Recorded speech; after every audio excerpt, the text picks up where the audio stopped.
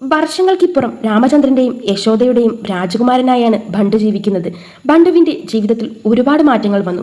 അതിലെ ഒരു വലിയ മാറ്റമാണ് ബണ്ടു എന്ന പേര് തന്നെ അങ്ങ് മാറ്റിക്കളഞ്ഞു. ഇന്ന് അല്ലു എന്നാണ് ബണ്ടുവിന്റെ പേര്. രാമചന്ദ്രന്റെ നിർബന്ധപ്രകാരമാണ് പേര് മാറ്റിയത്. ബണ്ടു എന്ന പേര് കേൾക്കുമ്പോൾ നീ ആരുടെക്കോ അടിമയാണെന്നൊരു തോന്നലാണ് എനിക്ക്. നിനക്ക് ചേർന്ന പേരല്ലാതെ, അതുകൊണ്ട് അത് മാറ്റണമെന്ന് രാമചന്ദ്രൻ നിർബന്ധം പിടിച്ചു. ഇന്ന് അല്ലു എന്നാണ് ബണ്ടുവിനെ എല്ലാവരും വിളിക്കുന്നത്. കൂടാതെ രാമചന്ദ്രന്റെ ബിസിനസ് കാര്യവും കമ്പനിയുടെ മൊത്തം കാര്യവും ഇന്ന് നോക്കി നടത്തുന്നത് നമ്മുടെ അല്ലുവാണ്. അല്ലുവിൽ പൂർണ്ണ വിശ്വാസമാണ് രാമചന്ദ്രനുള്ളത്. അതുകൊണ്ട് തന്നെ വിശ്രമ ജീവിതം നയിക്കുകയാണ് രാമചന്ദ്രൻ. ഇപ്പോൾ വല്ലപ്പോഴുമൊക്കെ ഓഫീസിലോട്ട് വരാറുള്ളൂ. നമ്മുടെ വാൽമീകിയുടെ മകൻ രാജ് വല്ലുവിൻ്റെ കൂടെ തന്നെയുണ്ട്. ബിസിനസ്സും എല്ലാ കാര്യങ്ങളും നമ്മുടെ അല്ലു രാജിനെ പറഞ്ഞ് മനസ്സിലാക്കി പഠിപ്പിച്ചു കൊടുക്കുന്നുണ്ട്. ഇതിനിടയിൽ നമ്മുടെ വാൽമീകിയുടെ കുതന്ത്രങ്ങളും ചീത്ത ഉപദേശങ്ങളും മകനായ രാജിന് കൊടുക്കുന്നുണ്ടെങ്കിലും അവൻ അതൊന്നും മൈൻഡ് ചെയ്യാറില്ല. അവൻ അറിഞ്ഞിട്ടില്ലല്ലോ സത്യം എന്താണെന്ന കാര്യം. ഇതുവരെ ആരും അവനെ അറിയിച്ചതുമില്ല. അവനെന്നും യശോദയുടെയും രാമചന്ദ്രൻ്റെയും മകനായി ഇവരുടെ കൂടെ തന്നെയുണ്ട്. യശോദയുടെ അച്ഛൻ ഇന്ന് ജീവിച്ചിരിപ്പില്ല. അദ്ദേഹം ഒരു ആക്സിഡൻറ്റിൽ മരണപ്പെടുകയായിരുന്നു.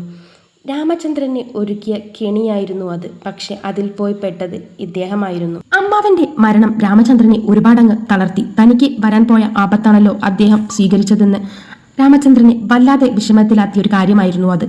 പക്ഷെ അവരുടെ ബിസിനസ്സുകളും അതിനനുസരിച്ച് തകരുകയായിരുന്നു. ആ സമയത്താണ് രാമചന്ദ്രന് റെസ്റ്റ് കൊടുത്ത് അല്ലു എല്ലാ കാര്യങ്ങളും ഭംഗിയായി നോക്കി നടത്തിയത്. ഇന്ന് അവരുടെ കമ്പനിയും ബിസിനസ്സും സേഫാണ് അല്ലുവിൻ്റെ കയ്യിൽ. അങ്ങനെ ഒരു ദിവസം അച്ഛൻ്റെ മരണശേഷം അച്ഛൻ്റെ റൂമിലോട്ട് യശോദ കയറി ചെന്നു. അച്ഛൻ്റെ റൂമെല്ലാം നോക്കുന്നതിനിടയിൽ അവിടെ നിന്നും ഒരു ഡയറി കിട്ടി. അതിൽ വ്യക്തമായി പറഞ്ഞിട്ടുണ്ട് അല്ലു, അതായത് ബണ്ടു, യശോദ പ്രസവിച്ച യശോദയുടെയും രാമചന്ദ്രന്റെയും സ്വന്തം മകനാണെന്ന കാര്യം. ആ വാർത്ത അറിഞ്ഞ യശോദ ആകെ തളർന്നു.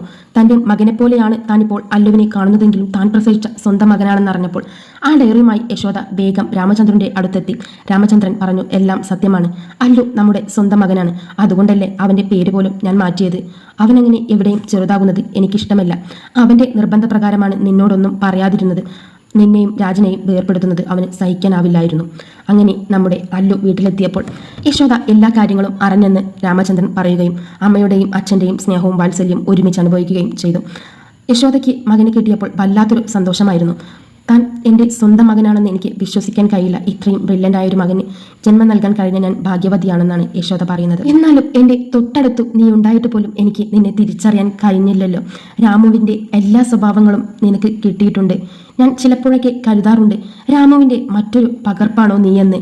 പക്ഷേ ഇത്രയും വലിയ സത്യം ഇതിൽ ഒളിഞ്ഞിരിക്കുന്നത് ഞാൻ അറിഞ്ഞിരുന്നില്ല. വാൽമീകിക്ക് ഇവരുടെ സ്നേഹമൊന്നും സഹിക്കുന്നില്ല. ഇപ്പോഴും അവരുടെ വീട്ടിലെ ജോലിക്കാരനായി അവിടെ തന്നെയുണ്ട്. പക്ഷെ ഇതൊന്നും അദ്ദേഹത്തിന് അത്രയെക്കൊണ്ട് അങ്ങോട്ട് ദഹിക്കുന്നില്ലായിരുന്നു. പക്ഷെ ഇതെല്ലാം അദ്ദേഹം കാണേണ്ടത് തന്നെയാണ്. കാരണം താൻ കുഴിച്ച കുഴിയിൽ താൻ തന്നെ വീഴും. ഒരിക്കലും സത്യത്തെ മറച്ചു വെക്കാനാകില്ല. അതെന്നെങ്കിലും മറനീക്കി പുറത്തു വരും. അതാണ് ഇവിടെയും സംഭവിച്ചത്. ഇന്ന് അല്ലുവിൻ്റെ ജീവിതം വളരെ ഉന്നതയിലാണ്. ഇതൊന്നും വാൽമീകിക്ക് അത്ര സഹിക്കുന്നില്ല.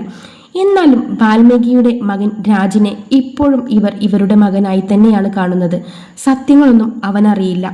ഇന്ന് ബണ്ടുവും രാജും ഇവരുടെ മക്കളാണ്. സന്തോഷത്തോടു കൂടിയാണ് ആ കുടുംബം കഴിഞ്ഞു പോകുന്നത്. രാജ് ഒരിക്കലും ഈ സത്യം അറിയരുതെന്ന കാര്യം ബണ്ടുവിന് നിർബന്ധമുണ്ടായിരുന്നു.